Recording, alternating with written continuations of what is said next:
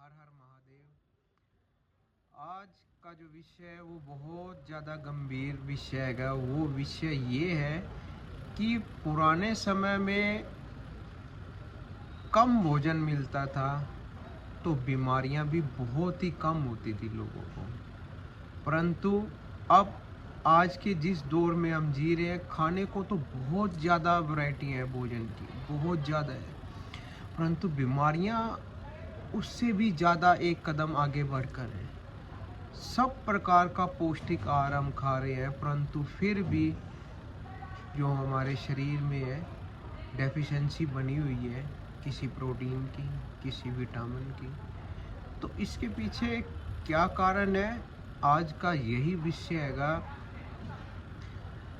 तो जब आप थोड़े से थोड़ा पीछे चले जाएं, जो थोड़े उम्र दराज लोग हैं उनसे आप बात करें, अब बल्कि उन्हें तो पता ही होगा कि पुराने समय में जब खाने को इतने साधन उपलब्ध नहीं थे, फल फ्रूट्स भी जो अब आज की तारीख में आ रहे हैं, ये पुराने समय में बहुत कम होते थे। सिर्फ देसी या मौसमी फल जो भी आ जाते थे, आम, जामुन, अमरूद, केला, पपीता, यही उपलब्ध थे। अब तो विदेशी फलों से भी मार्केट सजी पड़ी हुई है, परंतु फिर भी शरीर में कुपोषण है, डेफिशिएंसी है।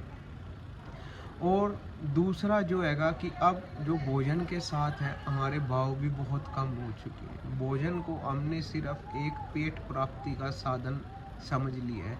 इतनी जल्दबाजी में हम लोग भोजन करते हैं जिसके बारे में मैं आपको बता नहीं सकता। आप लोग करते हैं तो आपको ज़्यादा पता हैगा कि खाने का भी आप लोगों के पास समय नहीं है। आज के इस दौर में इतनी जल्दबाजी, एक होड़ मची हुई है जल्दी जल्दी जल्दी करने की, और इस जल्दबाजी में सिर्फ नुकसान आपका स्वयं का ही है और किसी का भी नुकसान नहीं है। सुबह उठते हैं, नौकरी पेशे वाले बहुत जल्दी खाना खाते हैं, 2 मिनट में भोजन बिल्कुल समाप्त, और फिर दोपहर का वो टिफ़िन पैक करवा के ले जाते हैं, और रात्रि को जब वो घर आते हैं 8-9 बजे 10 बजे, तो वो भोजन जो वो करते हैं वो सिर्फ एक पेट भरने का एक साधन है। भोजन को जब तक भाव ना दिया जाए, भोजन आपके ऊर्जा सही ढंग से वो बना ही नहीं पाएगा जब तक उसे भाव ना दिया जाए। आप लोग भी तो रिस्पेक्ट चाहते हैं, हर आदमी रिस्पेक्ट चाहता है। अगर जो आप जाकर अपने ऑफिस में बॉस को जरा तहजीब से ना बोलें, बॉस को सर ना कहें, तो वो कितना उन्हें क्रोध आएगा, उन्हें महसूस फीलिंग होएगी ना। वैसे ही जो अन्न है ना, अन्न ये जीवित है, ये प्राणदाता है, हमारे शरीर को प्राण देने वाला है, ऊर्जा देने वाला है। इसी के सहारे ही हम लोग चलते हैं, फिरते हैं, कार्य करते हैं, और इसी भोजन को ही हम मान सम्मान नहीं देते।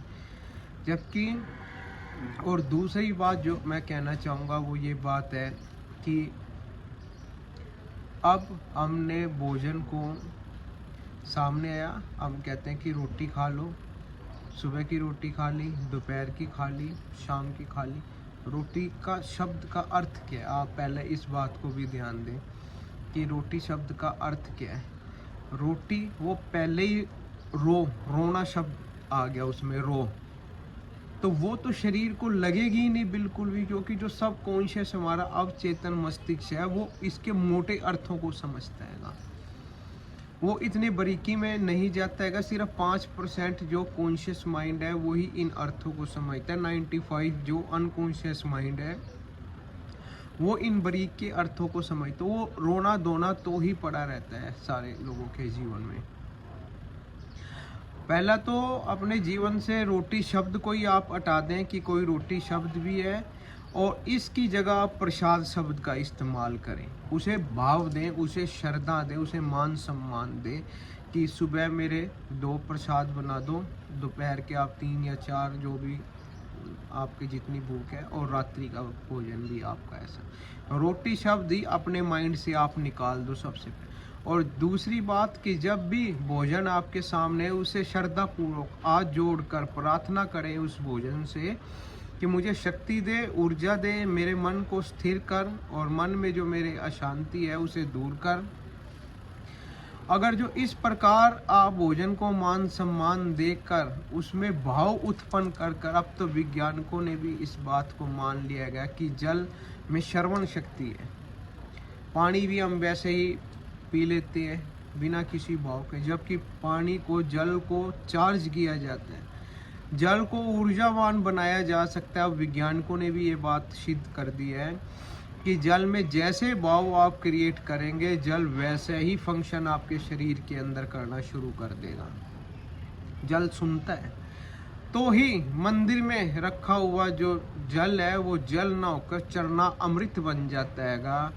और जब उस चरणामृत को हम प्रसाद के रूप में ग्रहण करते हैं तो वो हमारे शरीर के अंदर एक ऊर्जा का कार्य करता है, थोड़े में भी बहुत ऊर्जा का कार्य करता है।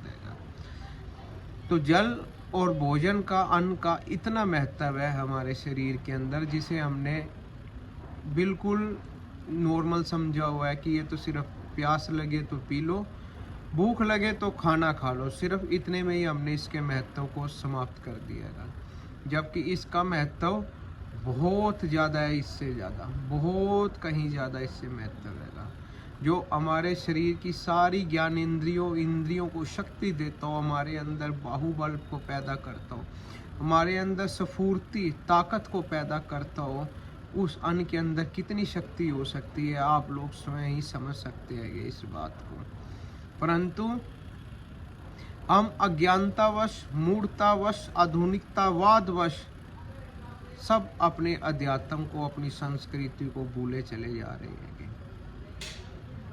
नए नए भोजन कर रहे हैं जिनमें ना कोई भाव है, ना कोई रस है, ना कोई शक्ति है, ना कोई प्रोटीन, ना कोई विटामिन, ना कोई कार्ब्स है। वो भोजन हमने करने शुरू कर दिए, मृत भोजन जिसे आप कह दो, डिब्बा बंद भोजन, सारे मृत भोजन है।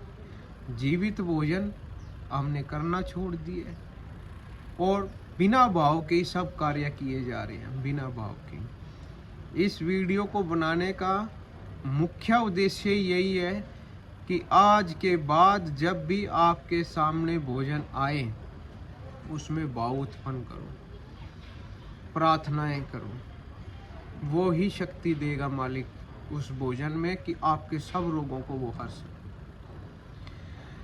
ये अब बदलने का समय, अपने आप को बहुत बदलाव ये चाहता है, क्योंकि आधुनिकतावाद में आपने देख लिया सिवा दुख के आपको कोई प्राप्ति नहीं होती। तो अब बदलाव का समय है, अपने आप को बदलें, आप अपने विचारों को बदलें। जो तनाव से, चिंता से, अवसाद से, एंजाइटी से आप मुक्ति पाना चाहते हैं, इन रोगों से आप मुक्ति पाना चाहते हैं, तो अपने जीवन शैली को बदलें। और हर्बल वे ऑफ लाइफ से आप जुड़े रहें। आपको नई नई जानकारियाँ वीडियो के माध्यम से आपको प्राप्त होती रहेंगी। हर हर महादेव, जय जय शंकर।